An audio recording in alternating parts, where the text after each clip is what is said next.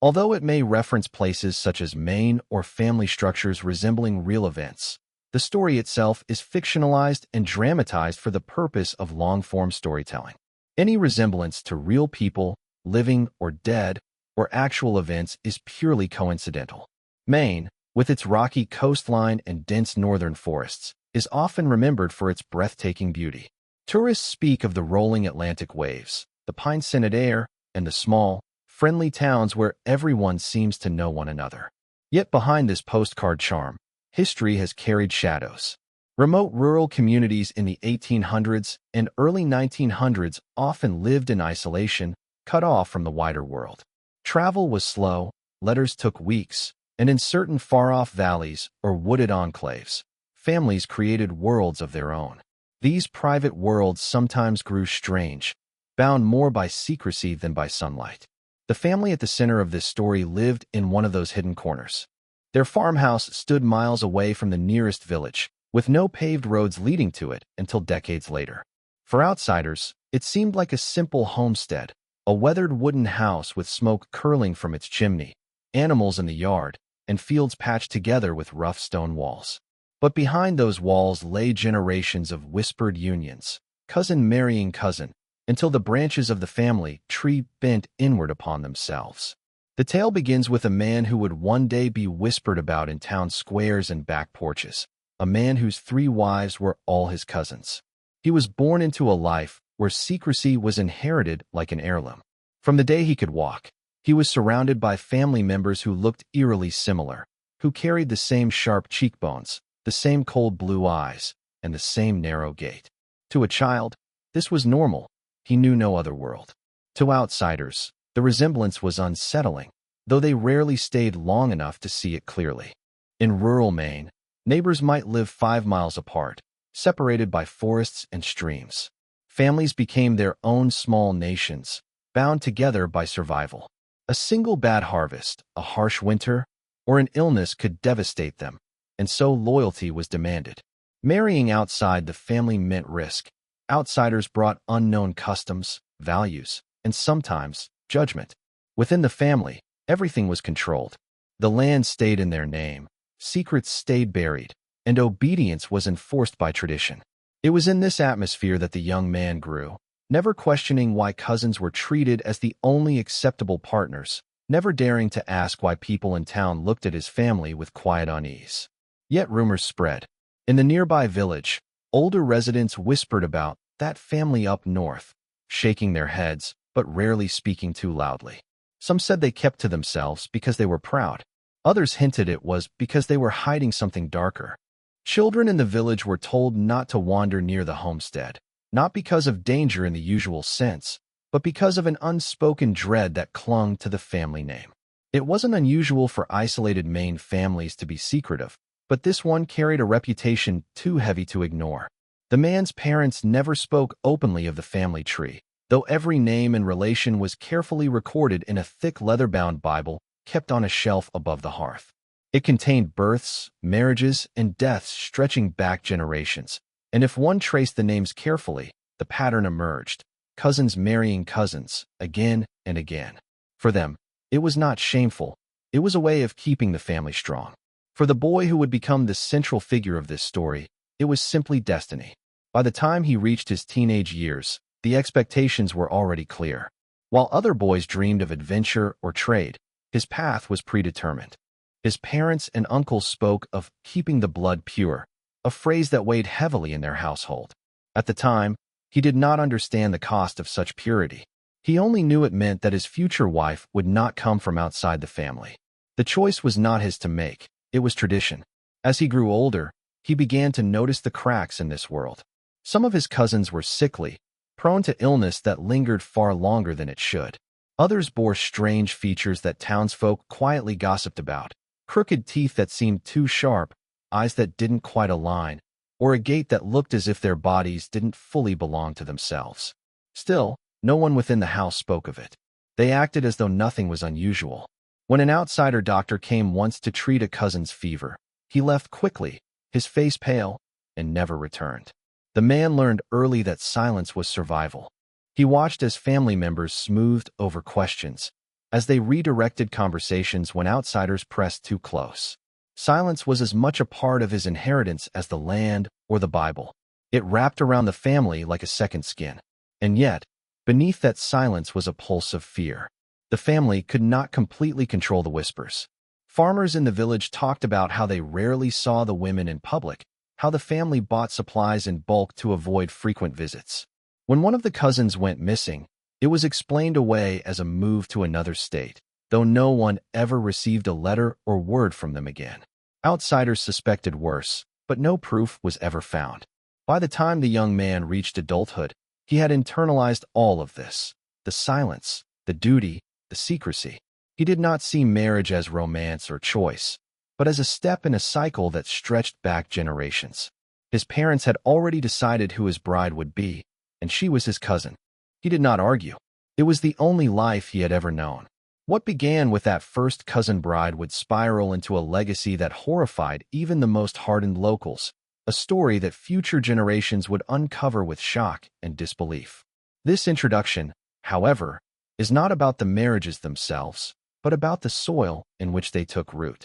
It is about the isolation that allowed secrecy to thrive, the tradition that justified choices others would find unthinkable, and the silence that kept neighbors at a distance. To understand why a man could marry not one, not two, but three of his cousins, one must first understand the world that raised him, a world bound by blood, shadowed by secrecy, and destined to collapse under the weight of its own history. The farther one steps back and studies the beginnings of this family, the clearer the picture becomes. Secrecy was never just a habit, it was a form of survival. Life in remote Maine in those decades was not kind. Winters stretched long, food was scarce, and the land demanded backbreaking labor. For families tucked away in the woods, their isolation both protected and imprisoned them. They relied on one another for work, food, and companionship. Outsiders were regarded with suspicion. Every unfamiliar face represented the possibility of gossip, judgment, or even the loss of hard-won privacy. But the cost of such isolation was heavy.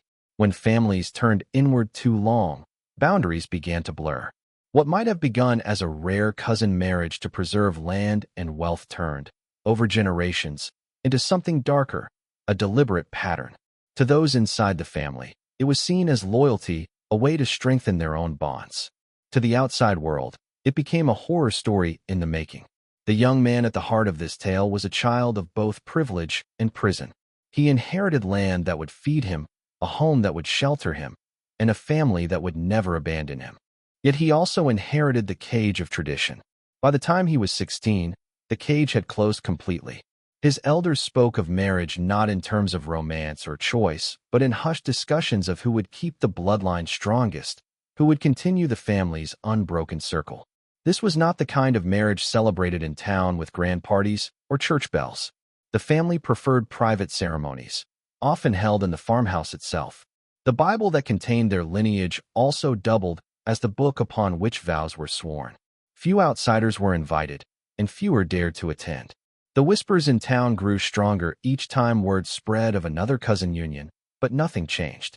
The family endured the stares and gossip because their silence was stronger than any rumor. For the man, the first wedding felt less like a new chapter and more like stepping into a role written for him long before he was born.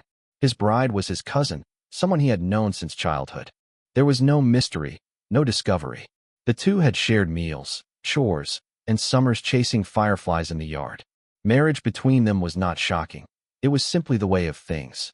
And yet, as he placed the ring upon her finger, he felt a strange chill, as though something ancient and heavy had settled on his shoulders. That chill would follow him for the rest of his life. It was the weight of a family history that demanded silence, demanded loyalty, and punished disobedience. His 3 cousin marriages would one day become infamous, but at the time, he believed he was simply doing what was expected. His story cannot be understood without seeing the larger forces that shaped him. The relentless isolation of rural life, the obsessive preservation of land and bloodlines, and the unspoken rule that no one ever questioned the family's choices. What is most haunting about this introduction is not only the fact of cousin marriages, but how ordinary it all seemed within the walls of that farmhouse. At the dinner table, conversations about work, harvests, or illness flowed as though nothing unusual had occurred. Children grew up watching their parents and aunts and uncles behave as if this was the most natural way of life. The longer one stayed inside those walls, the easier it was to forget that the outside world might think differently. And yet, cracks in the silence always appeared. On rare visits to town, the man noticed how people looked at him. The shopkeepers were polite but guarded. Neighbors greeted him with forced smiles, their eyes betraying unease. He heard the half-finished sentences, the muttered comments when he walked past. Though no one confronted him directly, he felt the weight of judgment pressing against the farmhouse walls like a storm. He knew the family's reputation was tainted, but he also knew he could never escape it. His identity was stitched so tightly to his bloodline that leaving would mean abandoning everything: land, family, and even himself. This sense of entrapment grew stronger with each year. His world was not one of free will, but of obligation. When his parents and uncles spoke, he obeyed. When his bride's family nodded in approval, he accepted. When whispers of another marriage to another cousin surfaced, he did not protest. To fight against it would mean breaking the silence, and silence was sacred. The story of this man, then, is not simply about scandal or shock. It is about how silence can shape entire lives, how isolation can twist tradition into something monstrous, and how one man can become both a victim and a perpetrator of his family's legacy. As his life unfolded, through 3 marriages, each one to a cousin, the whispers grew louder. Outsiders who pieced together the family tree gasped in disbelief. Descendants would later describe the horror of discovering how deeply the branches tangled. But to understand that horror, one must return to the beginning. A farmhouse hidden in the Maine woods, a Bible full of names that looped back upon themselves, and a boy raised in a world where blood was not just thicker than water, it was a chain. This introduction closes with a chilling thought. Horror is not always born from violence or chaos. Sometimes, it grows quietly, in silence, in tradition, in the unspoken rules of a family determined to protect itself at any cost. The man who would marry 3 cousins was not born a monster. He was born into silence, raised by secrecy, and shaped by a family tree that never reached outward, only inward, until the branches curled back and strangled themselves. To understand the man's story fully, one must step back, far back, into the tangled web that produced him. His life did not begin with his own choices, nor even with those of his parents. It began centuries earlier, when the family first settled in the rough, untamed lands of Maine. They were among the early arrivals, carving fields from forests, building log houses with their own hands, and surviving winters so brutal that lesser families packed up and left. Those who remained grew stubborn, proud, and fiercely protective of their own. The earliest records show a pattern that, at first, seemed practical. Cousins married cousins not out of desire, but out of necessity. Settlers were few, and neighbors were often miles away. Marriages bound land together, combined labor forces, and kept wealth from scattering into strange hands. In such conditions, love was a luxury, while survival was the law. But as decades passed, the pattern hardened. Other families opened their doors to outsiders, slowly weaving themselves into broader communities. This family did not. Each generation seemed to double down on its insularity, repeating the same decision as though compelled by something greater than choice. If one laid out the family tree on paper, the branches would look less like a spreading oak and more like a circle, curling back upon itself. The great-grandparents of the man were among the first to embrace the idea of purity.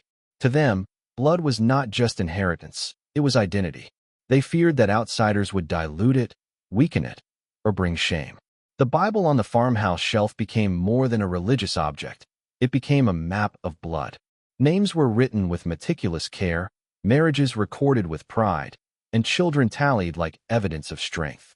If the pattern appeared strange to outsiders, it only confirmed to the family that they were different and, in their own eyes, superior. But the consequences were already taking root. Stories whispered about cousins born sickly or with peculiar looks. One child's jaw grew crooked, another had limbs that seemed too fragile for hard farm work. Illnesses lingered in the bloodline, passing from one generation to the next.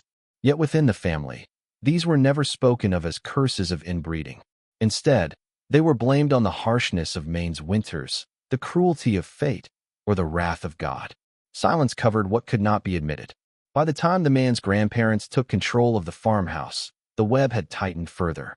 There were fewer options for marriage because so many cousins were already bound to one another. Yet instead of breaking free, they clung harder to the tradition. 2 brothers married 2 sisters, both cousins. Another generation saw a man take as wife the daughter of his father's cousin. Step by step, the tree twisted tighter. The community noticed, of course. In small towns, secrets cannot be hidden completely. Shopkeepers raised their brows when familiar surnames appeared on marriage certificates again and again. Neighbors whispered when they saw wedding guests who all bore the same sharp cheekbones and narrow frames. But no one dared intervene.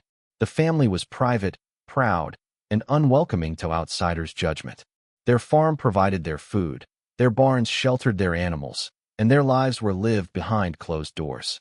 As long as no crimes spilled into the village, the townsfolk let the family be.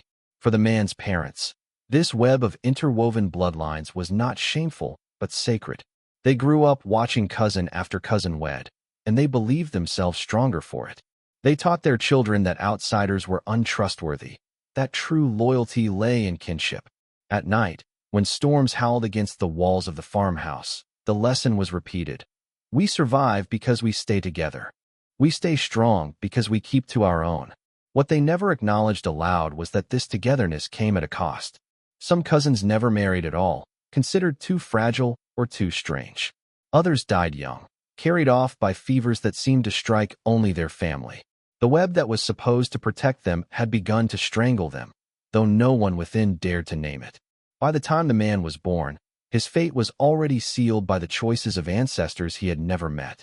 His very existence was the product of generations of cousin marriages, of brothers and sisters tying their children together in knots of loyalty and silence.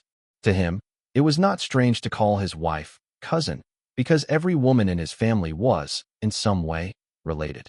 What seemed horrifying to outsiders was, to him, simply inheritance. The ancestral web stretched like an invisible net over his life. Each thread represented a decision made long before he drew breath, and together, they formed a cage he could not see but could never escape. He was born into a story already written, his role assigned, his partners chosen. His 3 cousin marriages were not an accident of passion or circumstance. They were the inevitable conclusion of centuries of interwoven bloodlines, a tradition that had grown so heavy it crushed everyone trapped beneath it. And so, the stage was set. Before the man ever stood at the altar for the first time, his family had written his vows for him in generations of silence, secrecy, and the relentless weaving of cousin into cousin. The web was complete, and he was caught in its center. The man who would one day become infamous in whispers and genealogical charts was born on a gray morning in early spring. Snow still clung stubbornly to the edges of the fields, and the air smelled of wood smoke and thawing earth. His birth was not celebrated in town with bells or announcements in the local paper. Instead, it was marked quietly within the farmhouse, another entry in the leather Bible, another link in the chain of blood. From the very beginning, he lived under the shadow of expectation. He was not just a son. He was an heir, a vessel meant to carry forward the traditions his ancestors had woven into the family's marrow. His mother, pale and weary from childbirth, held him with a look that was equal parts love and resignation. She knew, perhaps better than anyone, that his life would not be his own. His father, a stern man with hands hardened by years of labor, spoke little but often placed the boy's cradle near the Bible as though to remind him, "This is where you belong." His childhood was marked by silence more than sound. Laughter was rare, music almost unheard of. Days were filled with chores, fetching water from the well, feeding chickens, stacking wood. When he was old enough, he joined his father in the fields, turning soil, planting seeds, and sweating under the harsh summer sun. The work was relentless, and it taught him discipline, but it also kept him tethered to the land in ways that felt more like chains than roots. The boy's companions were his cousins. They were his playmates, his rivals, his confidants. Yet even in childhood, he noticed something strange. They all looked too similar. Their faces carried the same angular features, their voices the same clipped tones. Sometimes, when they gathered together in the yard, he felt as though he were surrounded by mirrors reflecting back different versions of himself. To him, it was ordinary. To outsiders, it would have been unsettling. Education in the farmhouse was sparse. His mother taught him to read from the Bible, to copy verses onto scraps of paper. His father taught him numbers enough to tally livestock and manage harvest accounts. Schooling beyond that was considered unnecessary. Why learn of the wider world when the family had survived for generations without it? Why dream of distant places when the farm was all that mattered? The boy absorbed these lessons like gospel, though in the quiet of night, lying on his straw-filled mattress, he sometimes wondered what lay beyond the dark forest and the narrow dirt road. What he did not wonder about, because no one allowed him to, was his future. From his earliest memories, the expectation of marriage hovered around him like a shadow. His parents spoke of it not as a possibility, but as a certainty. When he reached manhood, he would marry. When he married, it would be to a cousin. It was as fixed as the rising and setting of the sun. The boy never questioned it because questioning was dangerous. Those who asked too many questions were silenced with sharp looks, hushed words, or, in some cases, the cold shoulder of the entire household. Yet deep within him, something stirred. As he entered adolescence, he began to notice the differences between his family and the villagers. On rare trips into town, journeys made reluctantly and as infrequently as possible, he saw other boys running freely through the streets, laughing loudly, their faces open and untroubled. He saw girls who bore no resemblance to him, their hair darker or lighter, their eyes wide with curiosity. He felt a strange pull toward that world, a curiosity his parents tried to smother. The man's father was not cruel in the conventional sense, but he was unyielding. To him, duty was love, and obedience was the highest virtue. He taught his son to value silence, to mistrust outsiders, to believe that family was everything. The boy listened, but he also watched. He saw the strain in his mother's eyes, the way her health faltered year after year, the whispered arguments behind closed doors. He wondered, though he dared not ask, if she had once dreamed of a different life. By his teenage years, the boy had grown tall and broad-shouldered from farm work. He carried himself with the quiet intensity of someone who had learned early to suppress his emotions. To outsiders, he seemed aloof, even cold. To his family, he was exactly what they wanted, obedient, silent, and strong. When whispers of marriage began to circle, he did not protest. He knew the bride would be his cousin.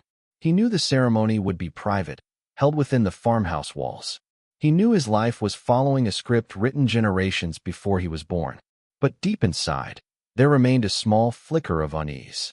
He remembered the faces of the village children, their laughter, their freedom. He remembered the way outsiders sometimes looked at his family, as though they carried a secret too heavy to bear. Though he never voiced it, a question haunted him. What if I was meant for something else? That question never found an answer.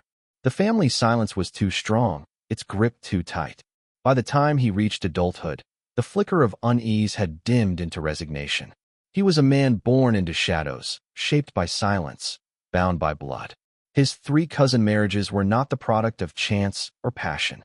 They were the inevitable outcome of a childhood spent in the web of a family that demanded loyalty above all else. He would live the life assigned to him. He would marry the brides chosen for him. He would repeat the cycle handed down through generations.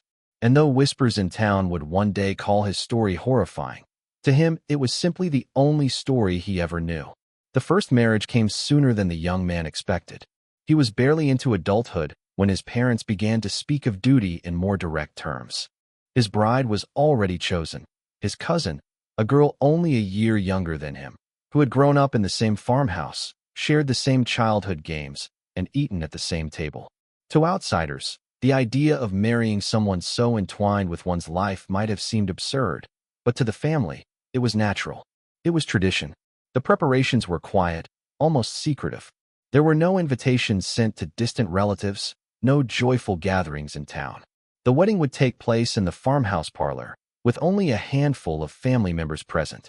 His mother sewed the bride's dress, a simple garment of cream-colored fabric, plain but carefully stitched.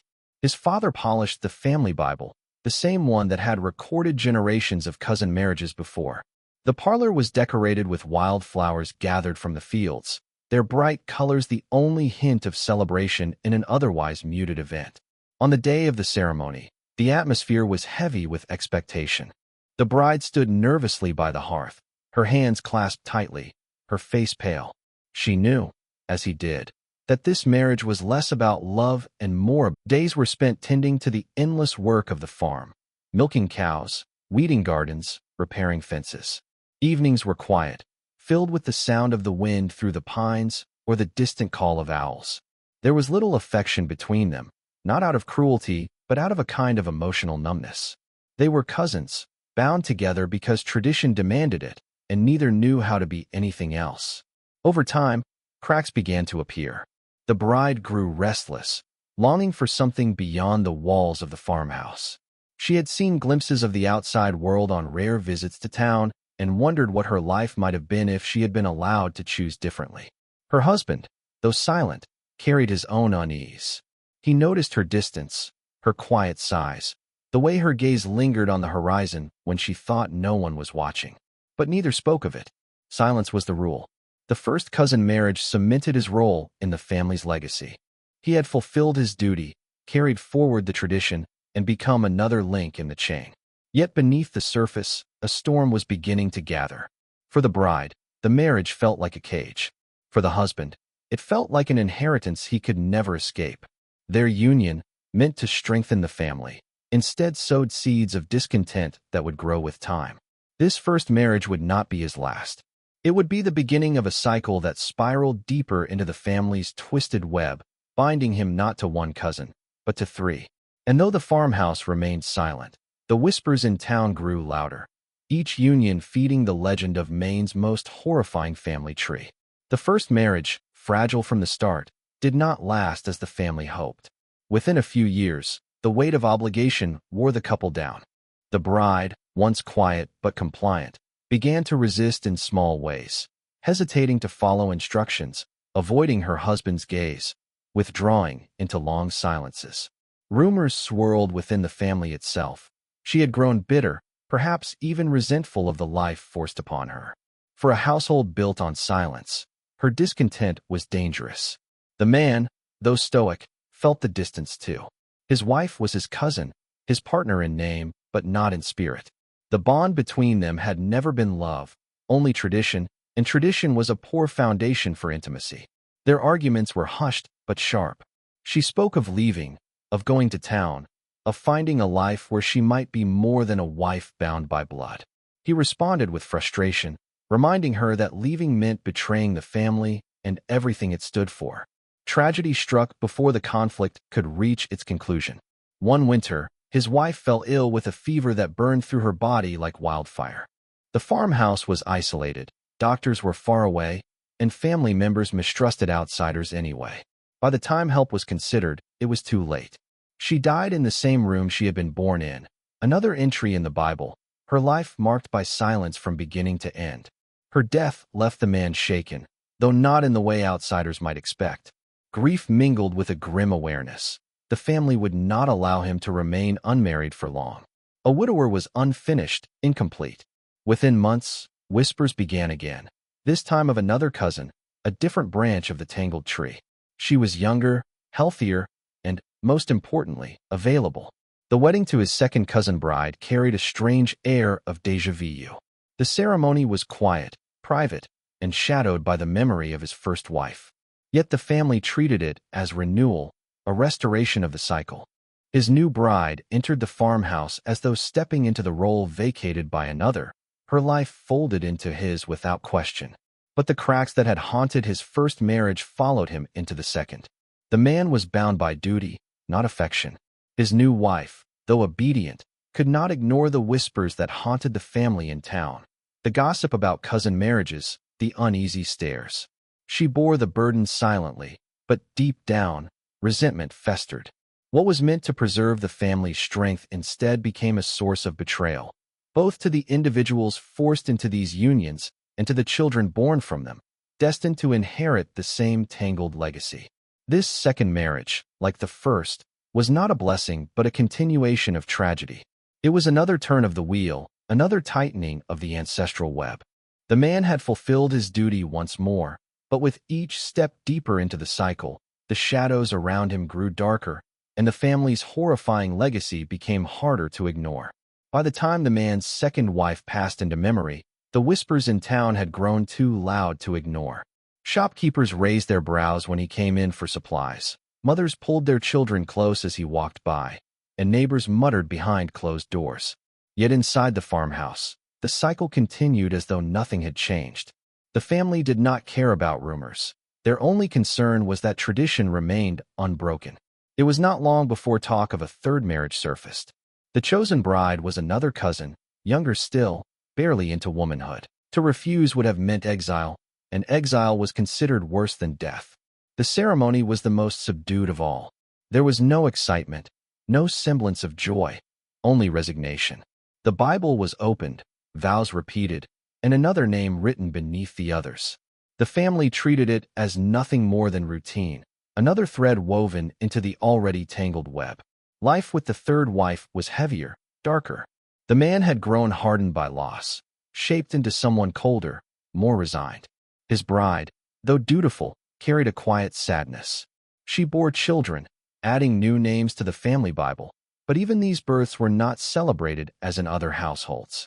They were obligations, continuations of bloodlines, more knots in the twisted tree. The outside world began to take notice more sharply. A visiting preacher once remarked on the uncanny resemblance of everyone in the household. A neighbor whispered that the children looked too much like one another, as though carved from the same mold. Stories began to spread in town, and with each retelling, they grew darker. Tales of a family hidden away in the woods, marrying only themselves, producing offspring caught between health and frailty. For the man, the third marriage sealed his fate. He was no longer simply an obedient son or a dutiful husband. He was the embodiment of the family's legacy.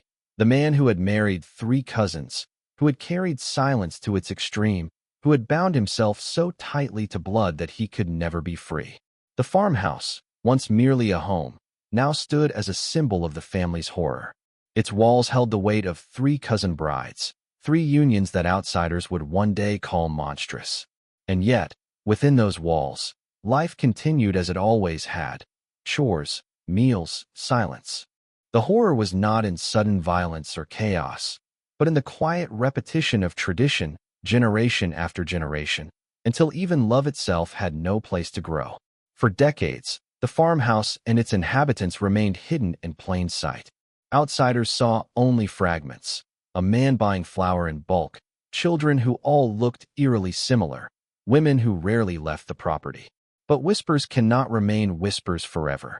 Over time, the truth of the family's tangled tree began to surface. The first cracks came from genealogy. A curious neighbor, fascinated by local history, began compiling family records from church registries and county archives. At first, it was simple curiosity, a hobbyist pastime. But as names repeated and marriages doubled back on themselves, the pattern grew impossible to ignore. Cousin after cousin, generation after generation, woven into a web that never stretched outward. When he traced the line to the man with 3 cousin wives, the neighbor realized he had uncovered something far more disturbing than a quaint family history. Around the same time, outsiders began asking questions. A journalist passing through town heard the rumors and decided to investigate. Interviews with locals painted a chilling picture: secretive weddings, children who rarely mingled with others, and the persistent claim that they only marry their own. When the journalist attempted to approach the farmhouse, he was turned away with cold stares and locked doors. Yet even that silence spoke volumes. The descendants themselves carried pieces of the truth, often without realizing it. Some found the family Bible, its pages crowded with names looping back upon themselves, the same surnames repeated like a mantra. Others noticed their parents' strange reluctance to discuss ancestry, their evasive answers whenever outsiders asked about relatives. For some, the discovery came as a shock, a sudden realization that the cousins they grew up with were not just cousins, but the product of generations of insularity. As the truth spread, the family's reputation hardened into legend. Townsfolk spoke of the cursed farm. Children dared one another to walk past its gates at night. and old men shook their heads at what they called Maine's most horrifying family tree. To outsiders, it was grotesque, a cautionary tale about secrecy and pride. To the family, it was simply survival, a tradition they never thought to question until the world forced them to see themselves through different eyes. The unraveling of the horror was not sudden, nor was it complete. Even as outsiders pieced together the truth, the family clung to silence. They resisted questions, denied rumors, and insisted on privacy. But history, once uncovered, cannot be hidden again. The story of the man with 3 cousin wives became more than a rumor. It became a symbol of how tradition, secrecy, and isolation could twist a family tree into something monstrous. 2.